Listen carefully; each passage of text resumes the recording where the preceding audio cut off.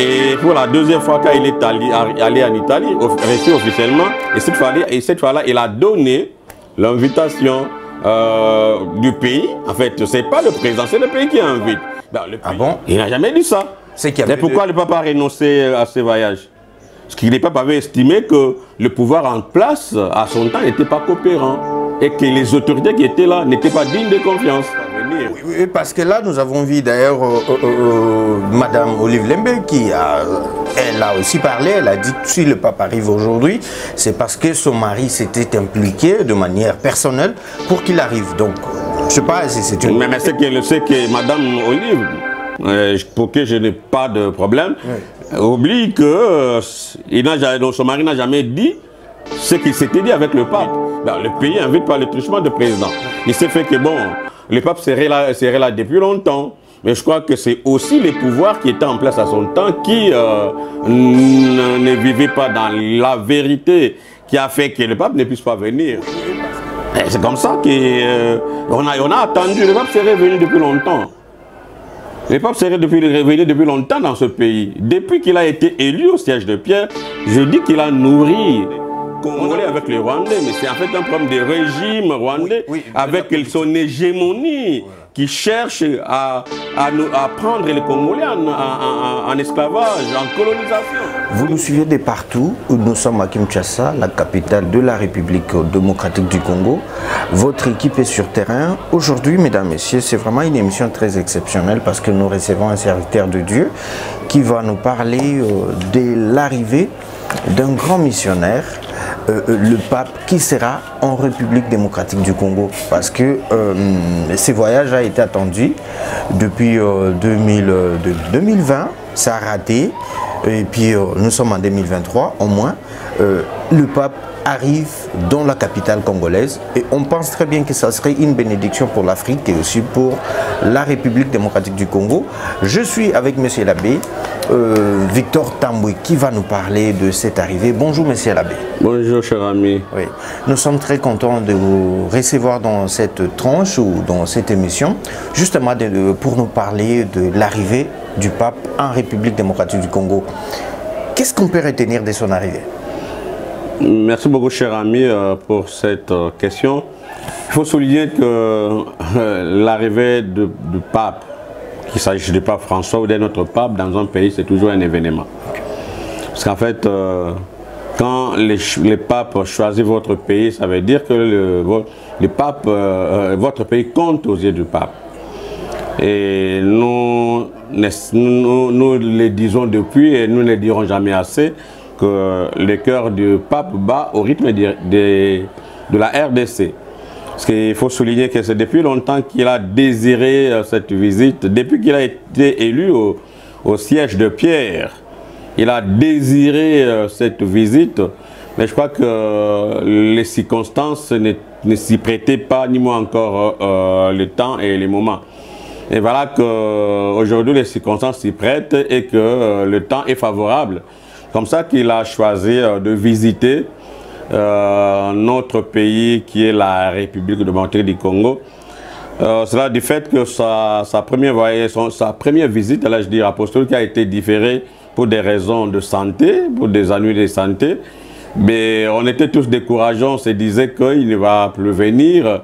Et ce n'était pas certain qu'il serait parmi nous au mois de février. Janvier-février, ben, il nous a tous surpris, voilà, qu'il arrive. Comme je le dis, c'est un événement. Parce qu'en fait, il y a un adage qui dit ceci, voir Rome et mourir. Et quand on dit voir Rome et mourir, il ne s'agit pas de voir l'homme comme la ville éternelle, mais de voir plutôt le pape qui habite Rome, la ville éternelle, et qui est dans la cité du Vatican. Ce qui revient à dire que c'est en fait... pour nous, c'est un motif de joie, un motif d'action de grâce, une fierté et même un motif d'orgueil que de recevoir après 38 ans pratiquement que le pape Jean-Paul II, aujourd'hui Saint Jean-Paul II avait foulé les sols congolais. Aujourd'hui, ça fait pratiquement 38 ans, 37-38 ans que le pape François va fouler la terre nos ancêtres, les seuls Congolais. Cela montre à suffisance combien le pape tient à notre pays et combien il aimerait que les choses avancent dans le sens de la paix, l'unité, la solidarité et l'amour. Voilà. Merci. Nous sommes dans un pays où il y a la guerre. C'est tout le monde qui le sait parce que ça blesse tout le monde, ça fait très mal à tout le monde. Est-ce que son arrivée à Kinshasa peut peut-être changer la situation politique ou la situation de la guerre que nous sommes en train de vivre plus de 20 ans à l'est de notre pays? Effectivement, sa situation va... Son arrivée, sa visite apostolique va beaucoup changer dans notre pays. Vous êtes sans ignorer que depuis un mois ou 2 mois, beaucoup de maisons de presse internationales sont déjà ici dans notre pays. TV5 est là, France 24 est là, France 2 est là. C'est beaucoup de chaînes. Et rappelez-vous que, imaginez, ces jours-là, comment ça va être. Ça veut dire que ce jour-là, toutes les caméras du monde, toutes les caméras, toutes les projecteurs seront braqués sur la RDC. Sur la RDC, et du nord au sud, de l'est à l'ouest de notre monde. Ils vont voir, ils seront là scodiés pour voir ce qui se passe au Congo et quel message que le pape donnera à l'intention du peuple congolais, mais aussi à l'intention de notre monde aujourd'hui. Un monde qui est de plus en plus est caractérisé par la dictature de la mondialisation, le relativisme de la modernité. Et le pape est là pour nous donner un message. Et je crois que son message sera un message de paix, mais beaucoup plus pour dénoncer aussi. Déjà hier, ceux qui l'ont suivi à la place Saint-Pierre pour la prière d'Angélus ont appris que le pape a annoncé son arrivée le 31 dans notre pays. Et il a demandé aux chrétiens qui étaient à la place Saint-Pierre de prier pour ces 40e voyage apostolique du pape, mais qui est le premier voyage de l'année 2023. Et ce voyage de l'année 2023, qui est le premier voyage, sera effectué dans notre pays. Donc ça veut dire que ce sont là des signes qui ne trompent pas, ce sont des signes avant-coureurs. Et le pape a demandé, lors de la prière de l'Angélus d'hier, a demandé aux chrétiens qui étaient à la place Saint-Pierre de prier pour la partie est du Congo. Le message passe. Et puis, ce que je dis, et c'est ce qui me pousse à dire, la conviction que le cœur du pape vit au rythme du Congo. Le cœur du pape vibre au rythme du Congo. Le pape respire au rythme de la République démocratique du Congo. Depuis qu'il est là, il a nourri ses désirs. Voilà, aujourd'hui, les temps s'y prêtent et il va être là. Donc, il vient en pèlerin de paix. Et il vient en ambassadeur de l'amour de Christ. Et il vient, comme on le dit, en apôtre à l'apôtre de la justice, l'apôtre des nations. Il vient, le successeur de Pierre, il vient. Ce n'est plus un secret des polichinelles, ce n'est plus une utopie, mais c'est une réalité. Le pape, demain, il sera dans notre pays. Voilà, demain c'est déjà le 31, retenez très bien qu'il sera ici à Kinshasa, c'est déjà confirmé. Comme je l'avais dit tout à l'heure, c'est une bénédiction pour l'Afrique et aussi pour la République démocratique du Congo, surtout que c'est le tout premier voyage qu'il effectue en 2023, tout justement en direct de Kinshasa. Donc tous, on sera là pour voir son arrivée, pour contempler, écouter, 38 ans après, Pape Jean-Paul II. Aujourd'hui, c'est le Pape François qui sera avec nous à Kinshasa demain. Maintenant, Monsieur l'abbé, ceux qui se disent sur les réseaux sociaux, sur le plateau de télévision, sous prétexte que c'est le pouvoir en place qui a invité le pape à venir. Il y a les autres qui pensent que ce n'est pas vrai. Ces voyages, c'est un voyage missionnaire qui n'a rien à voir avec la politique. Et là, qu'est-ce que vous pouviez dire? Mais en fait, bon, je crois que beaucoup ne comprennent pas les enjeux et puis la diplomatie vaticane, c'est la plus haute diplomatie.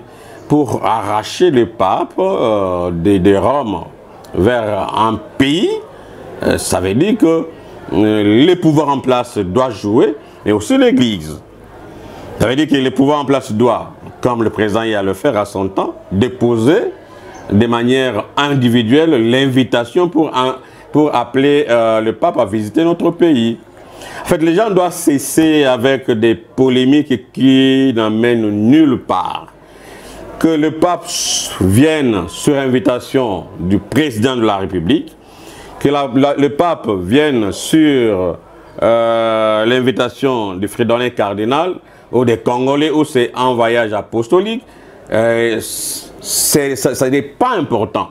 Ce qui est vrai, que le pape a reçu l'invitation de la part du gouvernant et le pape va répondre à cette invitation-là en associant bien sûr l'Église. Donc je crois que les gens doivent cesser avec des polémiques qui n'amènent nulle part, des politiques de bas étage. Donc le président, lors de le consistoire qui a consacré Fridolin cardinal Ambongo à cardinal métropolitain de Kinshasa, le pape a vu, le président a vu le pape, il l'a annoncé verbalement. Et nous avons tous suivi les commentaires sur la radio Vatican. Et pour la deuxième fois qu'il est allé en Italie, reçu officiellement, et cette fois-là, il a donné l'invitation du pays. En fait, ce n'est pas le président, c'est le pays qui invite. Ben, le pays invite par le truchement du président. Il s'est fait que, bon, le pape serait là depuis longtemps. Mais je crois que c'est aussi les pouvoirs qui étaient en place à son temps qui ne vivaient pas dans la vérité qui a fait que le pape ne puisse pas venir. Oui, parce que là, nous avons vu d'ailleurs Madame Olive Lembe elle a aussi parlé, elle a dit que si le pape arrive aujourd'hui, c'est parce que son mari s'était impliqué de manière personnelle pour qu'il arrive. Donc, je ne sais pas si c'est une... Mais c'est que Madame Olive, pour que je n'ai pas de problème, oublie que son mari n'a jamais dit ce qui s'était dit avec le pape. Ah bon? Il n'a jamais dit ça. Mais pourquoi le pape a renoncé à ce voyage? Parce que le pape avait estimé que le pouvoir en place, à son temps, n'était pas coopérant. Et que les autorités qui étaient là n'étaient pas dignes de confiance. C'est comme ça qu'on a attendu. Le pape serait venu depuis longtemps. Le pape serait revenu depuis longtemps dans ce pays. Depuis qu'il a été élu au siège de Pierre, je dis qu'il a nourri. On a reçu un nonce apostolique qui était, argentin, qui nous l'a dit. Il a dit que le pape m'a envoyé ici pour préparer son arrivée au Congo. Le nonce qui a été par la suite explicé par le pouvoir de son temps. Il nous l'a dit carrément que le pape m'a envoyé ici pour préparer son arrivée au Congo. Parce que le pape pense le Congo, le pape rêve le Congo. Le Congo est dans le cœur du pape. C'est ce qu'il avait dit.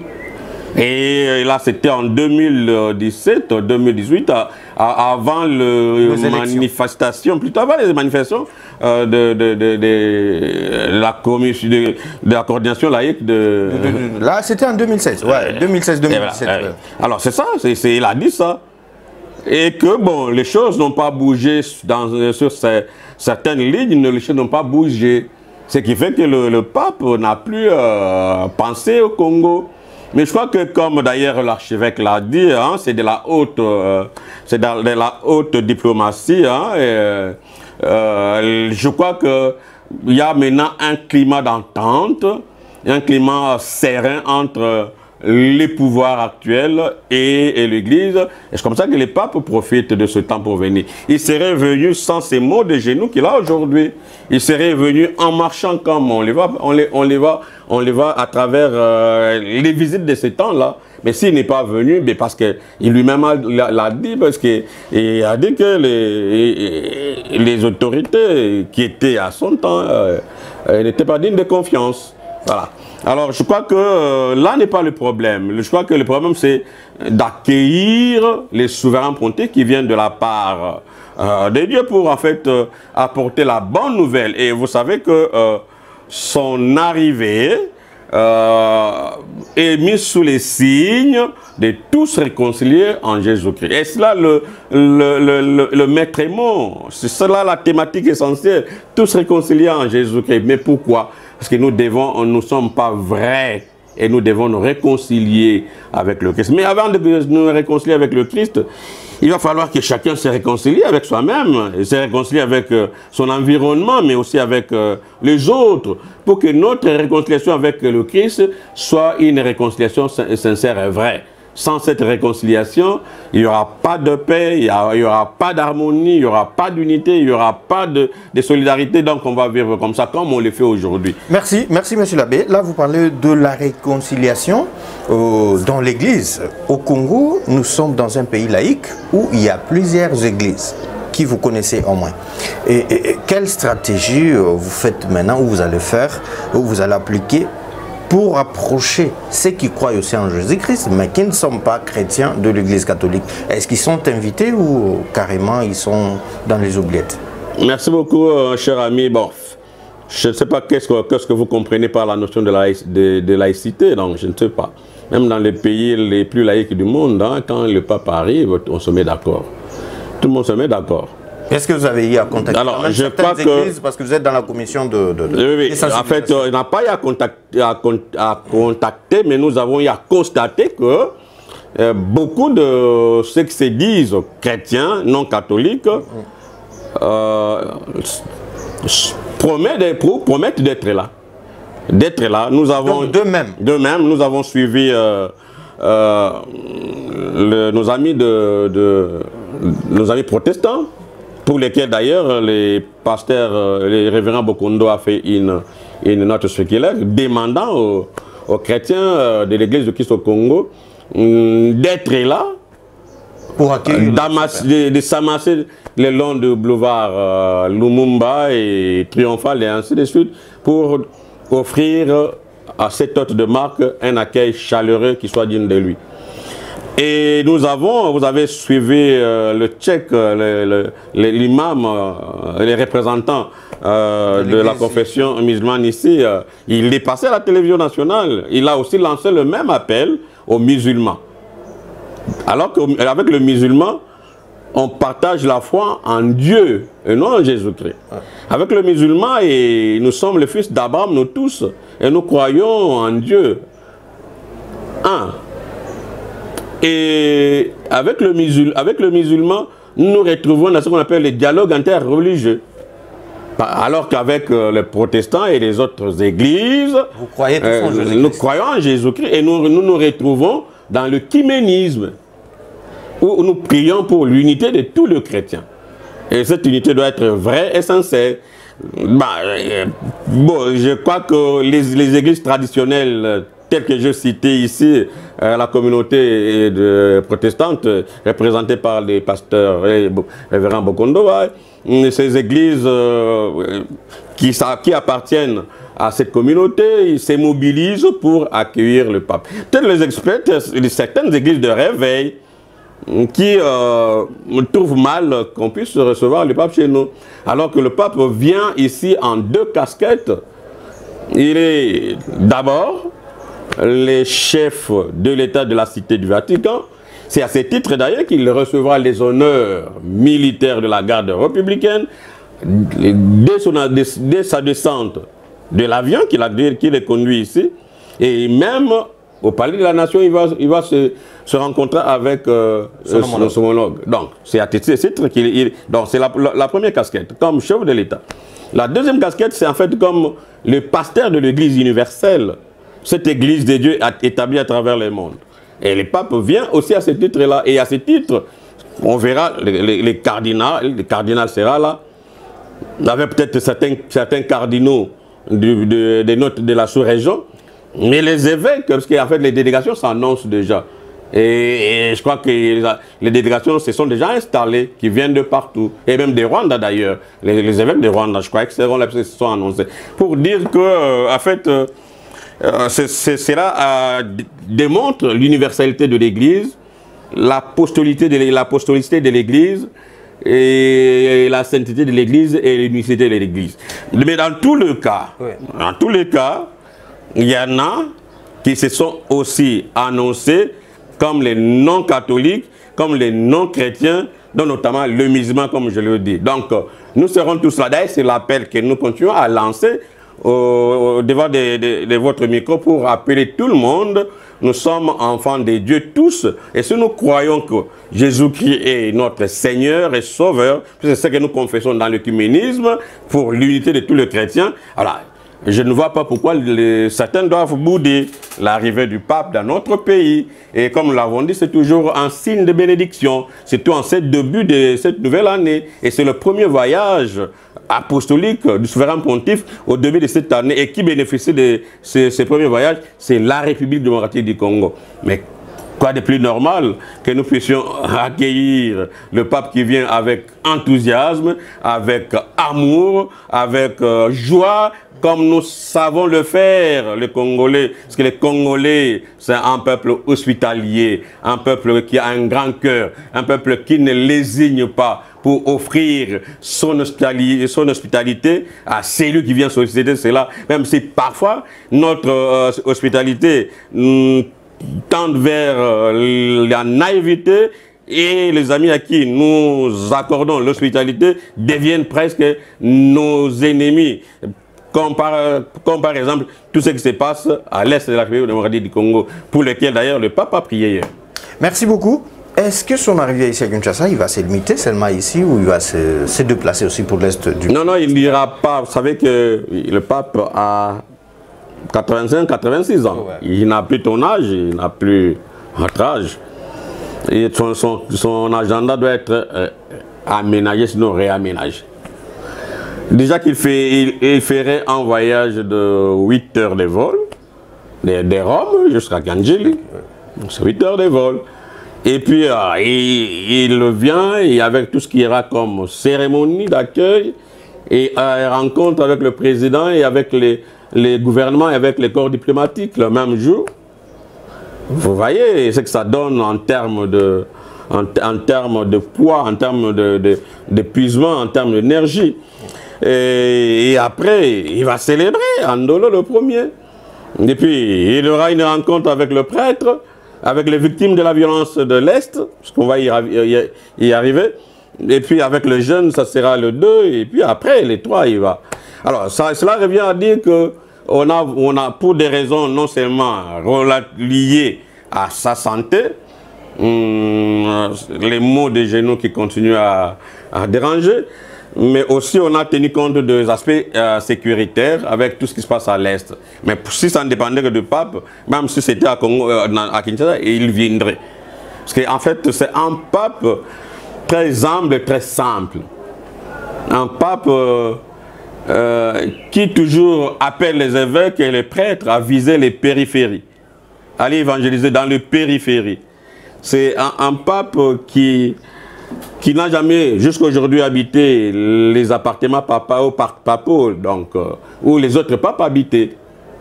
C'est un pape qui, jusqu'à aujourd'hui, essaie de cirer ses chaussures. Très simple. C'est un pape qui dort dans une chambre qui a presque cette dimension. D'ailleurs, ça, c'est un peu plus grand. Pourquoi tout ça? C'est l'humilité? Non, mais c'est comme ça qu'il a vécu même quand il était évêque de Buenos Aires, en Argentine. Et il a été d'abord évêque auxiliaire et par la suite il est devenu le titulaire.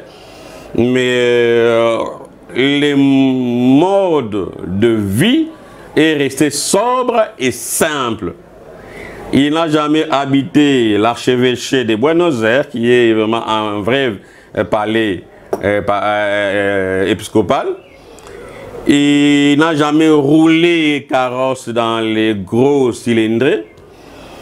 Il a préféré, comme archevêque de Buenos Aires et représentant et primant de l'Argentine, il a préféré habiter louer dans un petit appartement. Il a préféré prendre les transports en commun avec tout le monde, les métros, le bus, les voitures en commun. Il a préféré aller manger dans les restaurants avec les pauvres. Et c'est comme ça qu'il a évangélisé La bonne nouvelle du salut de Christ. En fait, c'est son style de vie. Il est comme ça. Et un pape simple, et vous avez vu que même lorsqu'il a été élu pape, il n'a pas préféré les soutanes qui ont été prévues pour lui. Il a pris une soutane simple avec sa croix. On appelle la croix pétrale pour les évêques, mais pour les papes, cette croix a un autre nom. Et c'est ce qu'il met, la croix qui est pectorale qu'il avait depuis qu'il était évêque. Et il n'a pas changé l'anneau pour les cardinaux. Il est resté, les autres le portent en or, mais lui c'est toujours en argent. Et c'est cet anneau qu'il porte jusqu'à aujourd'hui, alors que comme pape, il devait porter l'anneau de pécheur. Parce que dans l'anneau de pécheur, il y a même sa signature et son cachet. Et il ne porte pas ça. Et il a préféré porter son anneau, pas en or. Mais là, on dira peut-être qu'il ne respecte pas le règlement. Non, non, pas le règlement. En fait, il a choisi un style de vie. Il a préféré la sobriété à la gloire et au sceptre. Il n'a pas voulu. Et bien avant lui, il y avait déjà d'autres papes qui avaient supprimé beaucoup de rituels par rapport à la vie des papes. Donc ça veut dire que c'est un travail qu'il continue à faire. Et en même temps qu'il avance avec certains domaines, qu'il avance avec certaines réformes dans l'Église, en même temps il conserve ce qu'on appelle la tradition, ce qu'il a reçu des apôtres, comme ce qui est de Pierre. Donc pour dire que ce pape qui vient, c'est un type simple et humble, capable de mourir pour la cause de l'Évangile. Pour la cause de l'Évangile. Donc, ceux qui pensent que le pape vient pour telle ou telle autre raison, non, il vient nous visiter, parce qu'en fait notre pays a trop saigné. L'Est de notre pays a trop saigné. Le sang des victimes a trop crié vengeance. Mais il est temps que les choses s'arrêtent. Et je crois que c'est le message que le pape aura à l'intention de la communauté internationale. Cette communauté hypocrite, cette communauté, le pape l'a souligné d'ailleurs, que le peuple meurt dans cette partie de l'Est à cause de sa matière, de ses matières précieuses, à cause de ces minéraux. Ça veut dire que je crois qu'au-delà du message qu'il va livrer aux Congolais, de nous réconcilier, de nous aimer, d'être unis, je crois qu'il y aura un message à l'intention de la communauté internationale à travers leur représentation ici. C'est pourquoi d'ailleurs il va recevoir leur représentation de cette communauté internationale ici. Merci beaucoup monsieur l'abbé Victor Tamboué. Nous sommes toujours avec vous et nous tendons petit à petit vers la fin de cette interview. Je rappelle que nous sommes à Kinshasa, la capitale de notre pays, RDC. Et cette interview sera suivie partout en Afrique et partout dans le monde entier. Il y a beaucoup de gens, beaucoup de fidèles qui sont au Cameroun, Gabon, Côte d'Ivoire, qui veulent aussi, qui se disent peut-être, ah bon, voilà, si j'étais à Kinshasa, je peux avoir la chance de voir le Saint-Père. Alors, vous avez dit que le pape aura réunion avec des prêtres. Et j'ose croire des prêtres catholiques. Et vous, prêtres catholiques, vous connaissez au moins la réalité de tout ce qui se passe à l'est du pays. Seriez-vous capable de transmettre le vrai message au pape? Ou vous allez peut-être vous dire que non, ben voilà, nous on ne peut pas dire quoi que ce soit. Il faut que l'on laisse peut-être ceux qui ont le temps de dire ou ceux qui peuvent dire la vérité plus que nous. Ça veut dire que bon, la rencontre du pape avec le prêtre, le diacre, le séminariste, le religieux et tous les consacrés, je crois que c'est dans, comme il est fait d'ailleurs partout où il passe, c'est dans un cadre purement catéchétique, je crois. Et il va rencontrer les prêtres, il va parler aux prêtres de comment mener leur vie et de comment répondre à l'évangile, à l'appel du Christ. Mais quand il s'agit de la question qui se passe à l'Est, je crois que le pape les connaît mieux que quiconque. C'est pourquoi il n'a cessé de prier pour ça. Et nous l'avons eu aussi à les dénoncer plus d'une fois dans les différents médias où on était reçus. Oui, parce que vous avez dit tout à l'heure qu'il y aura aussi de prêtres rwandais qui seront là. Oui, il y a des évêques, il y a une délégation des évêques rwandais qui va être là. Et je parie qu'il y a même certains rwandais. Parce qu'en fait, le problème qui se passe dans notre pays, en fait, ce n'est pas un problème de Congolais avec les Rwandais, mais c'est en fait un problème de régime rwandais avec son hégémonie qui cherche à à prendre les Congolais en esclavage, en colonisation. C'est ce que nous disons non. Et on a dénoncé cela, on continuera à dénoncer cela. Et avec le pape le sait très bien. Je crois qu'il aura à parler avec le président de la République sur cette question, avec les ambassadeurs et chefs des missions diplomatiques sur cette question, mais aussi à ceux qui sont dans les instances de décision sur la question relative à la situation de l'Est de notre pays. Donc, il va le faire. Notre rencontre, ça sera, comme je le dis, c'est appeler le prêtre à vivre leur vie conformément à leur mission, à la mission reçue de Jésus-Christ, celle d'annonce de la bonne nouvelle. Mais l'annonce de la bonne nouvelle, lorsque chaque prêtre annonce, il incarne ce qu'on appelle les trois miracistes. Donc, il a en lui ce qu'on appelle, il joue le rôle prophétique, annoncer et dénoncer, le rôle sacerdotal, c'est-à-dire sanctifier le peuple de Dieu, et le rôle royal, c'est-à-dire faire agrandir le règne de Dieu dans notre monde. Ce règne n'est pas à attendre plus tard, ce règne doit commencer de par notre vie, de par notre âge, de par notre comportement. Voilà. Je crois que c'est cela qui consiste peut-être qui sera la question que le pape pourra parler avec le prêtre. Mais pour le Congo, nous sommes mieux placés pour le faire.